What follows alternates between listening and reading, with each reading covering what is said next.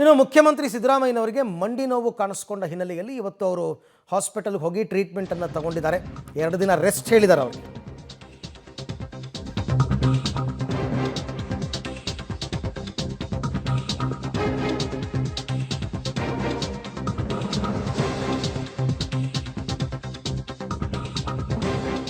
ಮಣಿಪಾಲ್ ಆಸ್ಪತ್ರೆಯಲ್ಲಿ ಎಕ್ಸ್ರೇ ತೆಗೆಸಿದ್ದಾರೆ ಮುಖ್ಯಮಂತ್ರಿ ಸಿದ್ದರಾಮಯ್ಯನವರು. ಆಮೇಲೆ ಅವರಿಗೆ ಟ್ರೀಟ್ಮೆಂಟ್ ಎಲ್ಲ ಕೊಟ್ಟ ನಂತರ ಅವರನ್ನು ಕಳಿಸ್ಕೊಟ್ಟಿದ್ದಾರೆ. ಕಾವೇರಿ ನಿವಾಸಕ್ಕೆ ತೆರಳಿದ್ದಾರೆ. 2 ದಿನಗಳ ಕಾಲ ವಿಶ್ರಾಂತಿಗೆ ಸೂಚಿಸಿದ್ದಾರೆ ಸಿದ್ದರಾಮಯ್ಯನವರು.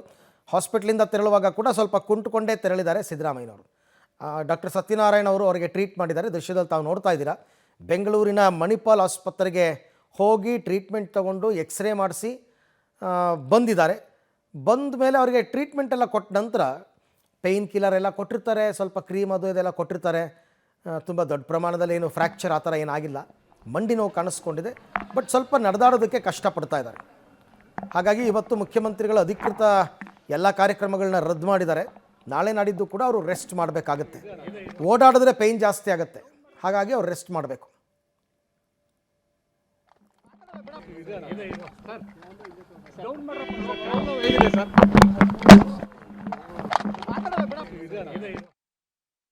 ಮಾನ್ಯ ಮುಖ್ಯಮಂತ್ರಿಗಳು ಈ ಕಾರ್ಯಕ್ರಮಕ್ಕೆ ಬರಬೇಕು ಅಂಥೇಳಿ ಅವರು ಬೆಳಗ್ಗೆ ಅವರು ಎದ್ದು ರೆಡಿ ಆದಂಥ ಸಂದರ್ಭದಲ್ಲಿ ಸ್ನಾನದ ಗೃಹದಲ್ಲಿ ಕಾಲು ಜಾರಿ ಅವರಿಗೆ ಮೊಣಕಾಲಿಗೆ ಭಾಳ ಬಲವಾಗಿ ಪೆಟ್ಟಾಗಿತ್ತು.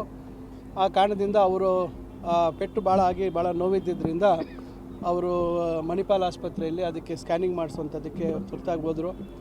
ಈಗ ನಾನು ಅಲ್ಲೇ ಸುಮಾರು 9 ಗಂಟೆಗೆ ನಾನು ಮುಖ್ಯಮಂತ್ರಿಗಳ ಜೊತೆಯಲ್ಲಿ ಬರೋರಿದ್ದೆ. ನಾನು ಅಲ್ಲಿದ್ದು ನಂತರ ನನಗೆ ಇಲ್ಲ ಅವರು ಆಸ್ಪತ್ರೆಗೆ ಹೋಗಕ್ಕೆ ಬಂದಾಗ ನನಗೆ ಹೇಳಿದ್ರು ಕಾರ್ಯಕ್ರಮಕ್ಕೆ ಈ ಥರ